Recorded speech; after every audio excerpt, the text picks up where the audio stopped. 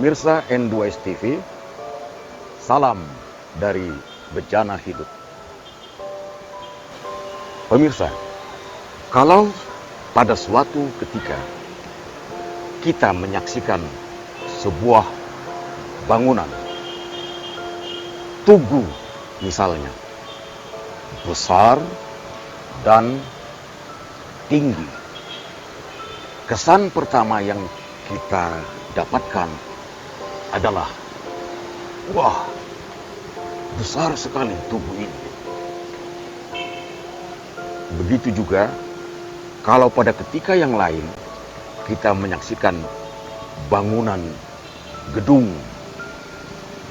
apakah itu hotel, apartemen, dan bangunan-bangunan besar lainnya, pastilah itu yang kembali akan terucap, wah, luar biasa, besar sekali gedung ini.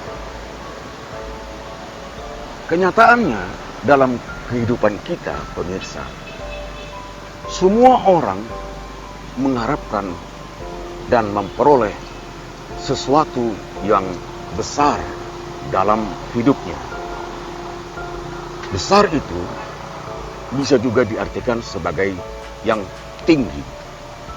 Semisal pendidikan yang tinggi atau ilmu yang diperoleh di luar kebiasaan, atau mungkin pekerjaan pada perusahaan yang besar. Tentu harapannya adalah dengan gaji yang besar pula.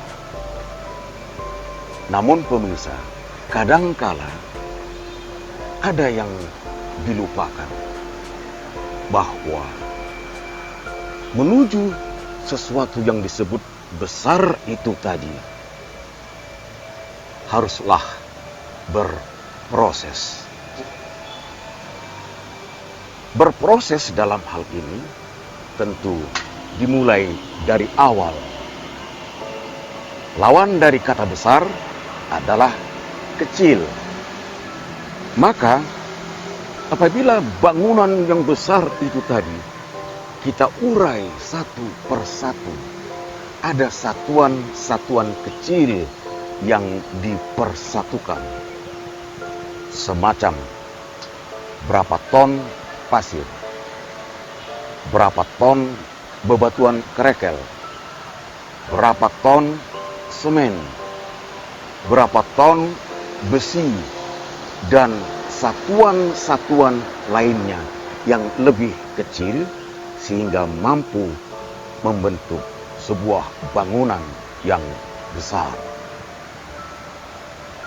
Kembali dalam tataran hidup kita sebagai manusia, sekali lagi, banyak orang terlanjur berharap langsung mendapatkan yang besar itu tadi, tanpa mengingat hal-hal atau satuan-satuan kecil yang harus dilaluinya tahap demi tahap sehingga berproses dan sampailah dia pada puncak yang lebih tinggi atau jabatan yang besar gajinya. Pemirsa, sekali lagi bahwa kehidupan kita memang tidak lepas dari kata besar dan kecil.